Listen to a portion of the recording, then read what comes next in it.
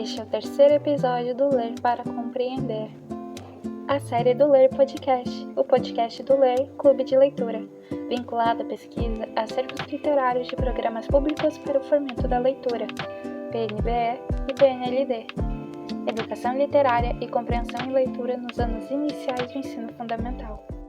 A pesquisa vinculada ao projeto de extensão Ler Clube de Leitura investiga como acervos literários de programas públicos podem promover experiências de leitura significativas.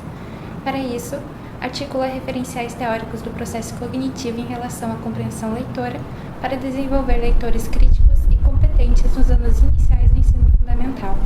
No episódio de hoje, a partir do capítulo Lições de Leitura de Proust e da Lula, do livro O Cérebro Leitor de Marianne Wolf, discutiremos como o processo cognitivo se relaciona com experiências e mediações de leitura. Estou aqui com a professora associada do Departamento de Ensino e Currículo da Faculdade de Educação, da URGS, Sandra dos Santos Andrade, que atua como docente na área de didática nos anos iniciais, leitura e escrita. Prof. Sandra é graduada em Pedagogia, mestre, doutora e pós-doutora em Educação pela URGS.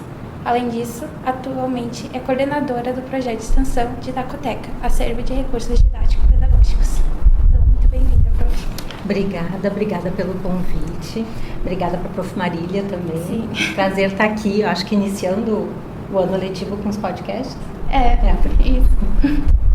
Bom, a primeira pergunta, então, é: no livro O Cérebro Leitor, a autora deixa evidente que ler não é um processo cognitivo natural. Desta forma, como o cérebro se reorganiza do ponto de vista neurocognitivo durante a atividade de leitura?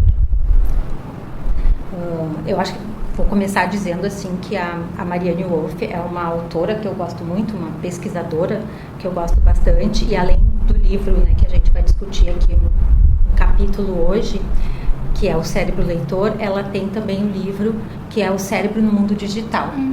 E eu acho que os dois livros, então, se complementam bastante. Ela se designa como uma cientista, né, do neurodesenvolvimento cognitivo, mas ela tinha outra perspectiva antes, ela trabalhava em outra área, e o que mobilizou a Marianne a investigar sobre o milagre, né, desse cérebro que lê, como é que isso acontece, foi o filho dela. Ela tem o Benji, que hoje é um homem adulto, né, de quase 41 anos, mas quando ela começou a estudar sobre essas coisas do cérebro, foi porque descobriu-se que o filho dela tinha dislexia, e ela queria entender como é que isso acontecia. Ela se apaixonou então por essa área, e foi daí que vieram a pesquisa, os livros e os escritos da Marianne. E eu acho que eu categorizo esse livro assim como uma carta de amor a esse cérebro que lê, né? Tudo que ela nos ensina, nos encaminha ali, vai nessa direção de pensar o cérebro dessa forma. E eu acho que a primeira pergunta ela é bem importante, bem interessante, porque ela um pouco faz a gente se desacomodar, né? Como professoras, como pedagogas, como educadoras, eu diria até como mãe, porque ela diz que se a gente não cuidar desse processo de aprendizagem, se a gente não investir muito nele, a gente corre o risco, em função desse mundo digital, né, que aí ela aprofunda no outro livro, de perder a nossa capacidade crítica, a nossa capacidade de pensamento, de reflexão. E aí eu fico me pensando como professora, pedagoga, também há décadas, né? Eu não sabia da ginástica que o cérebro fazia para aprender a ler até bem pouco tempo atrás. Era uma coisa que, como aluna que fui, né, de alfabetização, e dos alunos que eu tive, parecia que era uma coisa dada, uma coisa natural, normal, né? Todas as pessoas aprendiam a ler de uma forma ou de outra. E a Marianne, ela vai dizer logo no início do capítulo, lá na página 19, ela diz que o nosso cérebro não nasceu para ler. Então isso já nos quebra assim, né, de imediato. Então, se o cérebro não nasceu para ler, como é que ele se transformou num cérebro leitor? E aí eu pensei uma analogia, né, para a gente conversar hoje aqui, que a gente pode pensar como se o cérebro fosse uma casa que tivesse andares e cômodos, né? E lá nesses cômodos, então, a gente tem o quartinho da audição, a gente tem a sala da visão, tem a cozinha da linguagem, mas a gente não tem o quartinho da leitura. Mas o nosso cérebro, ele é tão inteligente que ele achou uma estratégia para construir esse puxadinho, né?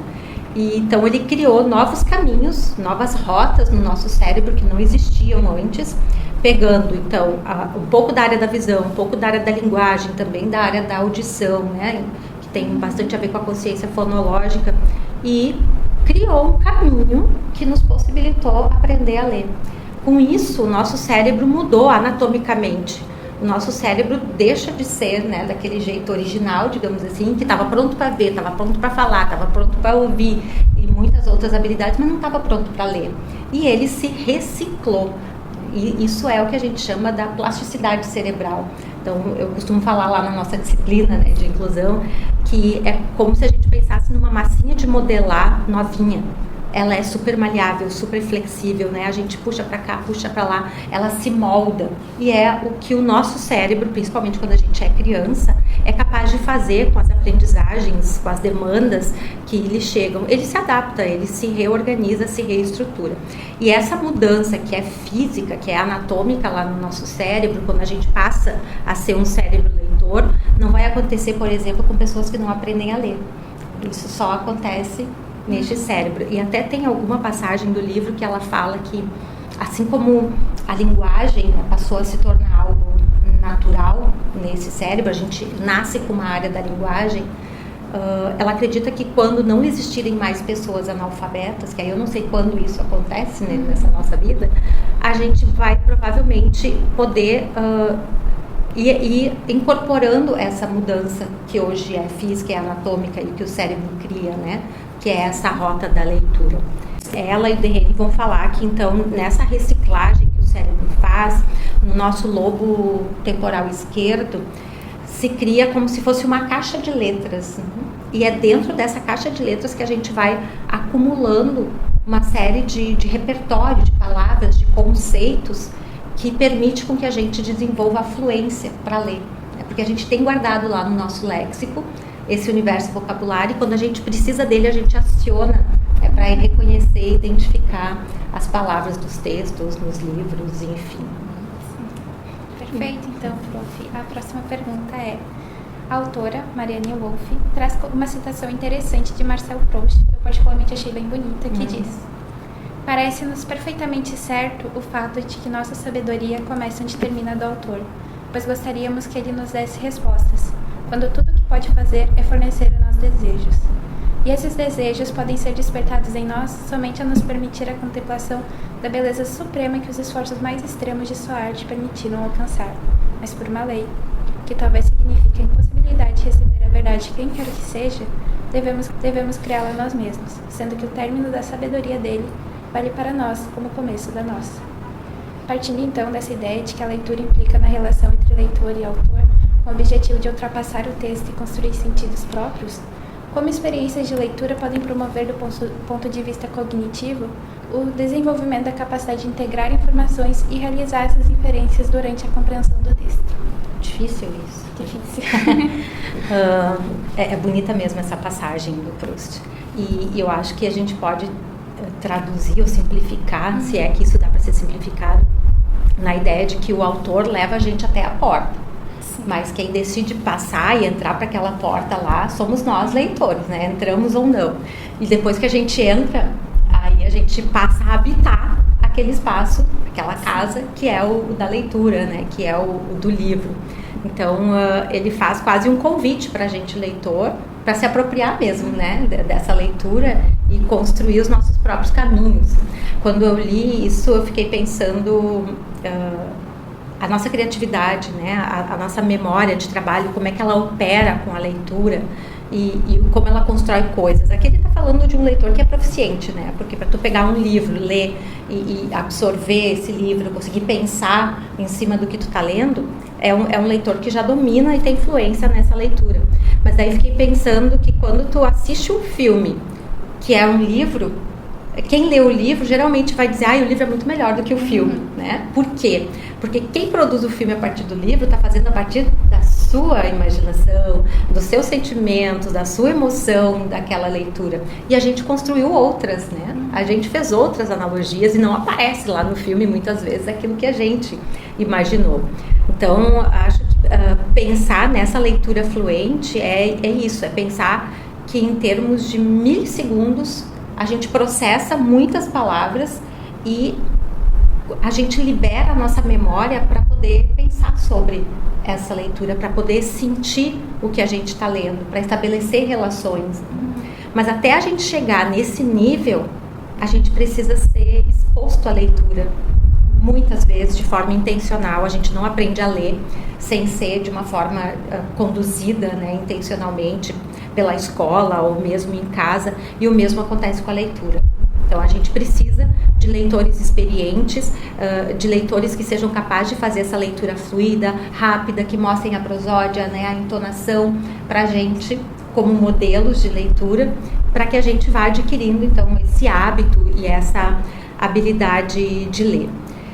E como a leitura então não é natural, geralmente a criança pequena ou que tem muita dificuldade para ler, ela não gosta de ler, porque ela leva tanto tempo decodificando que ela perde o enredo, ela não entende essa história.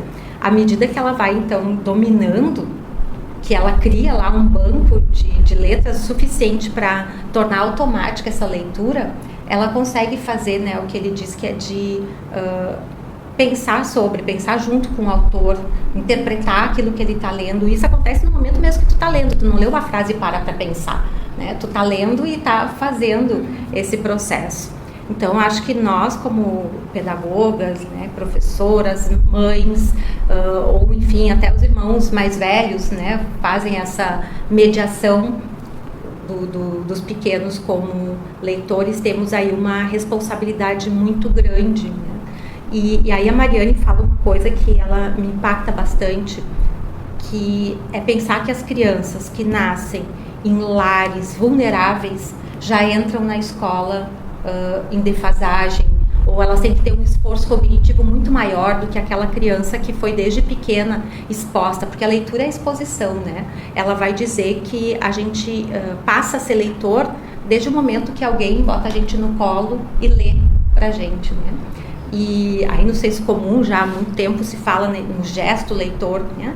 Que o livro se abre, a gente vira a página da direita para a esquerda, a gente lê o livro de cima para baixo. Então tudo isso ela vai aprendendo nesse gesto leitor que os leitores mediadores vão fazendo para a criança, né? E é isso que desenvolve também esse gostar da leitura, porque aí, como ela não consegue ainda decodificar ou não tem a fluência para decodificar, se alguém faz isso por ela, ela consegue imaginar, ela consegue sentir, ela consegue viver essa experiência do livro. E aí a gente pensa assim, como é que eles calculam, né, esse número de palavras? Porque ela fala que então um cérebro superestimulado vai ter em torno de 32 milhões de palavras a mais no seu repertório, e não é só a palavra, mas é o conceito também, né, da palavra, do que tem uma criança que vem de situação de vulnerabilidade. Então, tu imagina que diferença faz isso para o desenvolvimento da leitura, tu ter um vocabulário tão mais consistente, tão mais amplo, tão mais complexo, né, do que uma criança em vulnerabilidade. Mas se tu pega a palavra barco e tu fala para a criança, ela já consegue imaginar a figura, a imagem do barco, ela tem o sentido do barco, para que serve um barco, o som da palavra, ela já tem isso construído no seu léxico mental. Enquanto que uma outra criança, barco é uma palavra simples, mas talvez com outras palavras, uma tenha no seu repertório e a criança em situação de vulnerabilidade não vai ter. Até uma estudante me disse essa semana, prof, aprendi uma palavra nova. Aí eu disse, mas como assim? Numa leitura que tu deu para fazer, estava lá a palavra que ela nunca tinha pensado sobre. Quer dizer, a gente está sempre construindo e ampliando esse nosso léxico mental. Mas quando as crianças chegam com uma diferença de 32 milhões de palavras, com certeza essa criança de vulnerabilidade vai ter que se esforçar muito mais, vai precisar de muito mais estímulo do que essa que já tem aí um banco de letras, né, muito mais consistente, muito mais fortalecido, né? Porque isso significa que essa criança que ouviu muitas histórias, que folheou muitos livros, que teve muitas experiências de leitura na sua casa, com vizinhos, com irmãos, enfim, ela já começou a trilhar esse caminho novo dentro do cérebro, né? Essa rota nova que é a rota para a leitura. Então ela não vai ter que começar do zero quando ela chega lá na alfabetização. Ela já tem ali meio caminho andado. E essa outra criança, boa parte das nossas escolas públicas, né, e que é onde nós aqui na pedagogia atuamos muito mais intensamente, elas vão ter que começar do zero a criar esse caminho. E ele não é simples, né? Não é à toa que a gente tem hoje 2 anos para alfabetização, considerando que essa criança veio de uma educação infantil. Então, aquela que não passa pela educação infantil, que vem de lares vulneráveis, que a leitura não é importante, ou que faz muito uso de tela, ela não desenvolve, né, esse caminho. E a Mariane vai falar do quanto o uso das telas, nesse segundo livro, né, que é o Cérebro no Mundo Digital, tem impedido que as crianças desenvolvam a capacidade de fazer leitura profunda. Ou seja, essa leitura que tu não precisa decodificar, porque o teu léxico permite já ler, interpretar, saber o sentido de uma forma automática e ainda estabelecer relações de conhecimentos prévios que tu tem, porque a tua memória de trabalho ela tá mais liberada para fazer isso, né?